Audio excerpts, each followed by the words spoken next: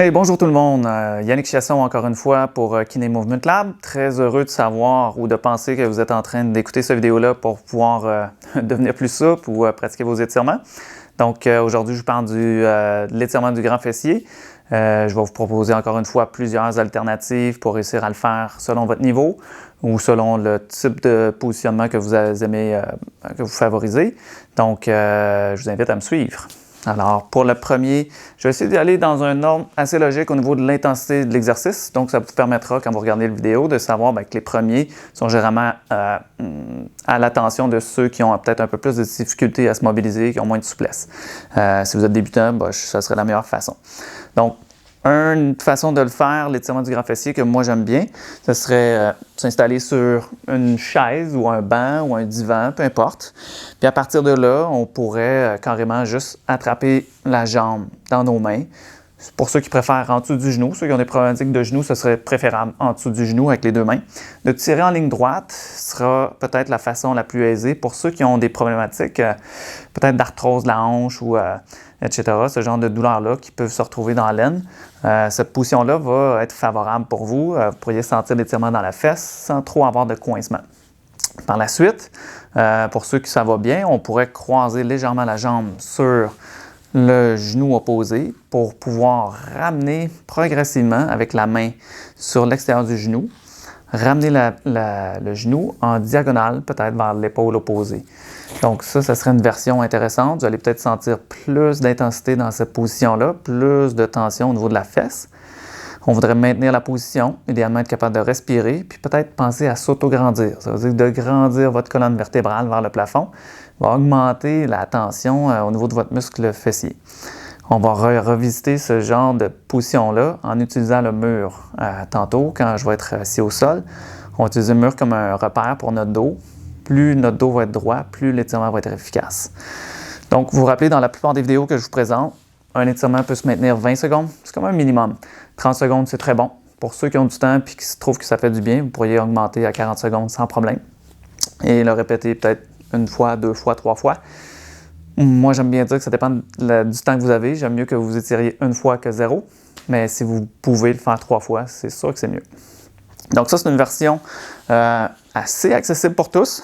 Une autre version intéressante, peut-être pour ceux qui vont faire une activation de l'échauffement avant un sport, on peut étirer le muscle de la fesse debout de façon statique comme ça ici.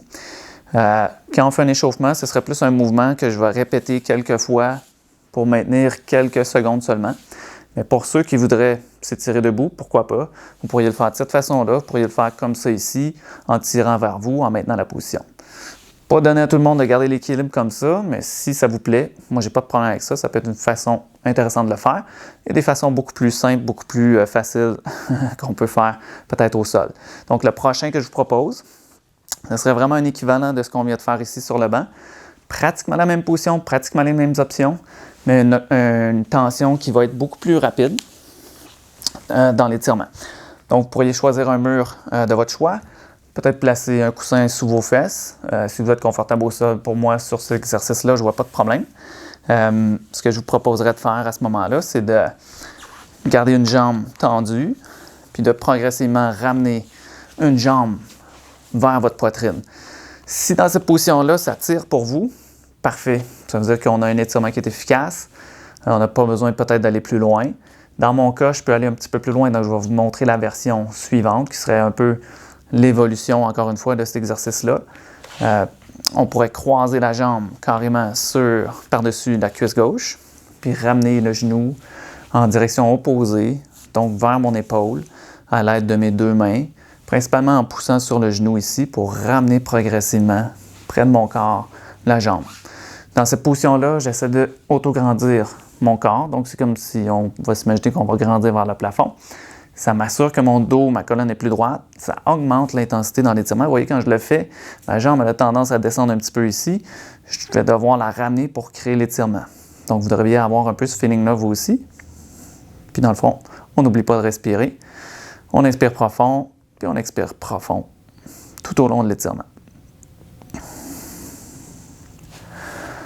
Une autre version qu'on peut faire qui est quand même un peu plus avancée, pour ne pas dire pas mal plus avancée, ce serait de s'installer en position à plat ventre par-dessus notre jambe. Là, je vous avertis, pour ceux qui veulent tester cet exercice-là, il faut vraiment s'assurer d'avoir pratiqué toutes les autres, de trouver qu'on a une bonne souplesse, puis de maîtriser quand même le contrôle de votre corps parce que c'est pas tout le temps facile de s'installer ni de sortir de l'exercice. Donc, ce que je vous invite à faire, c'est de croiser, de ramener une jambe en avant, de la déposer au sol tranquillement pour aller déposer le genou au sol. Puis ce qu'on va faire à partir de là, c'est s'assurer que la jambe arrière puisse descendre progressivement. Puis en progression, je vais utiliser mes mains au sol pour retenir le poids de mon corps. Puis ce que je veux faire, c'est descendre mon corps progressivement par-dessus ma jambe. Donc, je pourrais avancer mes mains en avant, glisser progressivement comme ça. Je pourrais déposer le poids de mon corps sur mes coudes. Je pourrais également déposer le poids de mon corps sur ma tête, tout en gardant la jambe au sol, puis en ressentant l'étirement au niveau de la fesse. Vous inspirez profondément et vous expirez. Vous inspirez et vous expirez. Donc, beaucoup de gens qui me disent « Ah, ben là, Yannick, comment ça, toi, t'es souple comme ça? » Ben, peut-être que c'est parce que je fais des vidéos puis que je m'étire souvent, mais bref, le truc là-dedans, c'est la pratique, c'est la régularité, c'est de faire du sport, c'est de bouger et de ne pas oublier de s'étirer. Donc, c'est une forme d'équilibre. Si vous bougez trop, vous allez devenir tendu. Si vous ne bougez pas, vous allez devenir tendu. Il faut trouver peut-être un petit peu le juste milieu dans tout ça. J'allais pratiquement l'oublier, mais pour l'étirement des fesses, j'adore l'étirement qui peut se faire sur le dos au sol. Vous pouvez le faire dans votre lit, vous pouvez le faire un peu n'importe où. Je trouve vraiment que c'est un exercice qu'on peut exécuter soit en se réveillant le matin, soit avant de se coucher si on a oublié. Donc, dans le lit, confortablement, vous allez pouvoir vous installer sur le dos. La tête est reposée. On va chercher... L'option numéro 1 serait d'aller chercher les mains derrière la cuisse en essayant de ramener la jambe vers l'épaule. On peut y aller en ligne droite. On pourrait aller un petit peu vers l'extérieur si on veut pour ressentir l'étirement dans la fesse. La version numéro 2 serait d'augmenter la rotation, si vous voulez, un petit peu de la jambe avec la main sur la cheville, mais toujours contrôler l'exercice par la main qui est sur le genou pour ramener le genou progressivement vers l'épaule opposée. Dans cette position-là, vous allez avoir un petit peu plus de sensation d'étirement au niveau de la fesse droite. Ne faites pas comme moi, ne gardez pas la tête dans les airs. Ce serait mieux de garder la tête sur le sol pour relaxer votre cou, pour pouvoir mieux respirer. Puis ça, c'est une autre des versions. Parmi vous, il y en a sûrement qui pratiquent souvent l'étirement suivant. Donc, on pourrait avoir la jambe croisée comme ça ici, puis aller chercher avec les deux mains en dessous la jambe opposée pour pouvoir ramener un petit peu plus loin la jambe comme ça ici. Ça ne fait pas partie de mes préférés. Je le pratique un petit peu moins souvent, puis je le conseille un petit peu moins à mes clients parce que je trouve que dans cette position-là, on a quand même beaucoup de force, de torsion dans le genou. Fait que pour les gens qui ont eu soit des petites lésions au genou, certains ligaments, des opérations, tout ça, c'est peut-être moins recommandé. Mais pour ceux qui préfèrent faire cette version-là, qui ressentent mieux, je vois pas trop d'inconvénients, tant aussi longtemps qu'on ressent l'étirement dans la fesse et non pas une torsion ou un inconfort à l'intérieur du genou. Ça, c'est à se rappeler. Par la suite, je pense que ça fait le tour au niveau de ces exercices-là. Il y aurait peut-être d'autres versions qu'on peut faire, mais je trouve vraiment que celles-ci sont les plus intéressantes.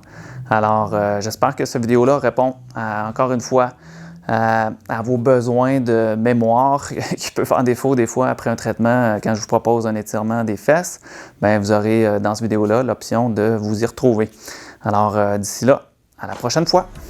Bon étirement!